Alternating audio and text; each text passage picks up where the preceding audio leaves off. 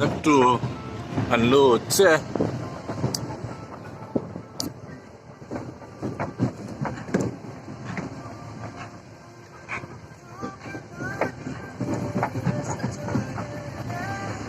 สวยต่างทางลำดับดูจังเฮียนชิบุยเกมเรียดเวลานี้ปาราชี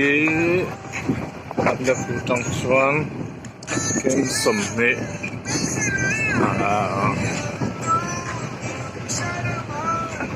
ในปารุกแวลที่นั่นนี่จุดสวยต่างทางลำดับดูแรงไรลำดับมันก็ผมหัวจ้ะ这个农村就是一个面的啊，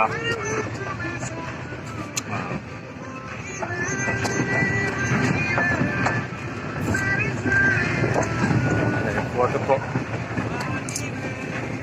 我等下真，我写好了。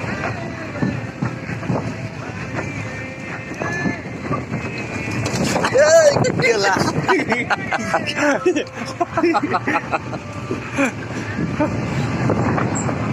Ini maksa.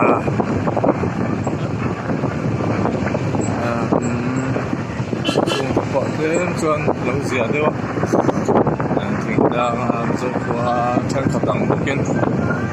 bằng quang giải tiếp đủ rồi nữa mà.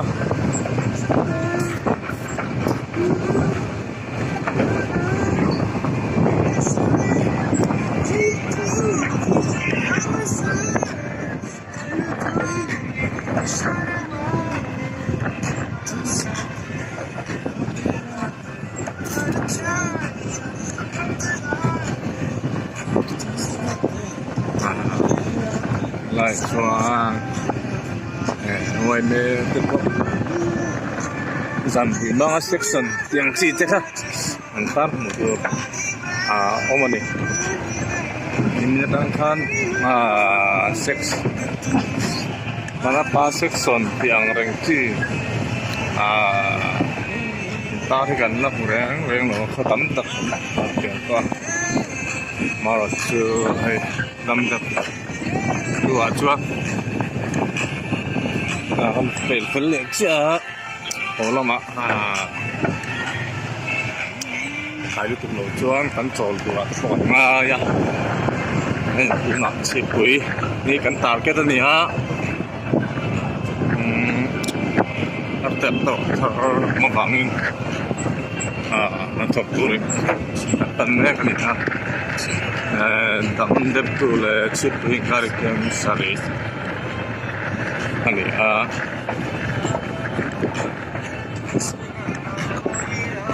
sipui tang cuan Parva Road lại tàu khóc mình Parva Road kan kia man dewa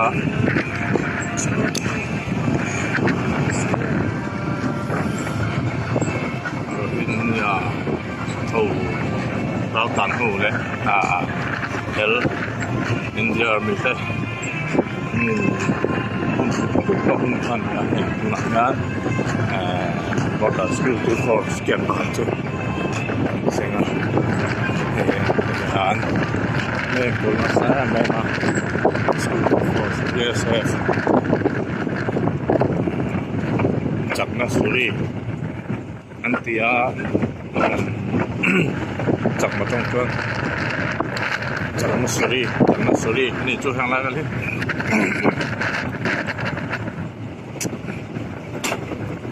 cho nên hàng lại thì CIDC area hoàn chung các tiếng chút để anh ấy lại ngoài này thật là mẹ sành nhỉ một vài tấm cốc mấy hàng lái đồng viên này ạ hàng tan một triệu tập vào tấm sông về lụt khí thì sẽ là một cái nghề găm rì để bảo hiền mi tây hi tiếng nghề không sao đó yang din nangin din tite ra la tang chuan din mun chiang tang na fiat kai lawa hian kan pa hian kan mu ang si thawanga ang har sat mangen to ang ang sa thei do ni an hai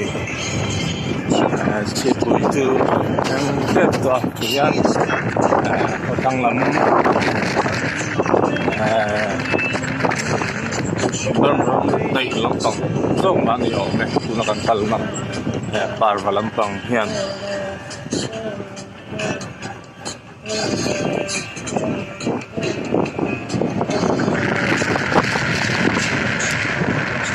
chuan cần tăng xin lắm bằng hình chứ bằng là cái border bây giờ phải để sâu đâu thì về để sâu nữa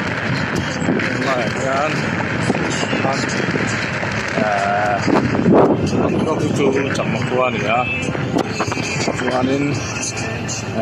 băng lại có mua nào thì nó để cho chứ dâu qua cái chú tắm nấu khóc mày nó cần tàn kéo ra tâm đẹp chủ thôi lệ xếp quỷ đây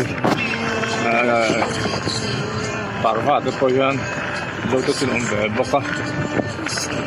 gan còn nó tê có hát thật in nhưng này nhân ăn ống vẫn chỉ thấy ốm ấy làm đồng ca đã thì làm vitamin nằm về khám phá này vậy là cái bộ tâm huyết ta nó khá tốt này rất vui tốt và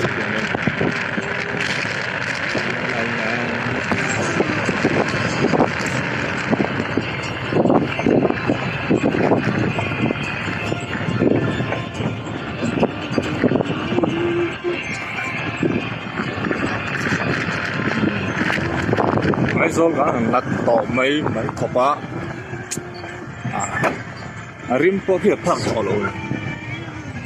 đúng lấy có con cái phe to này lồng tài sắp bỏ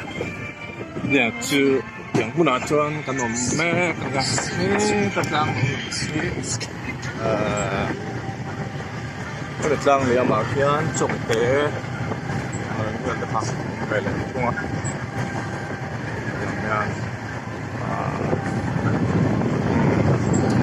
ship with them chuan part I then mà thằng chuan không biết những sầm thị ship with them sốc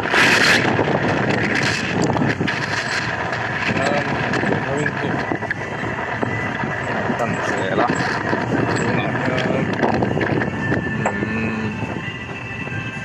chọn ra như lệ như sầm đi trở về lần nhé ăn mẹ ăn không đẹp về ăn chip với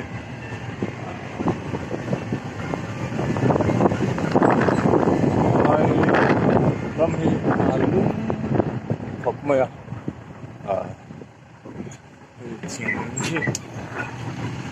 chúng ta nói ngô hàng tiền được khi ta ôm lên nữa mau cái bôi chốt tục lâu nó đi mẹ chính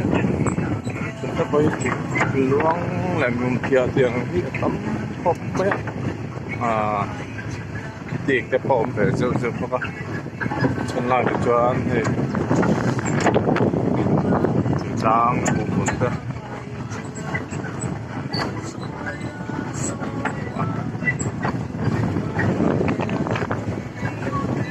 lại thì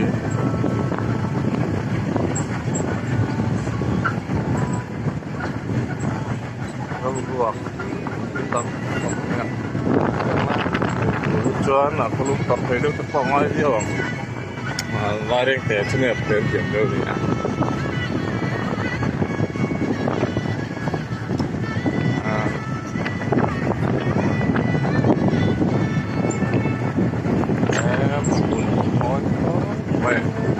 quase um teto, é isso.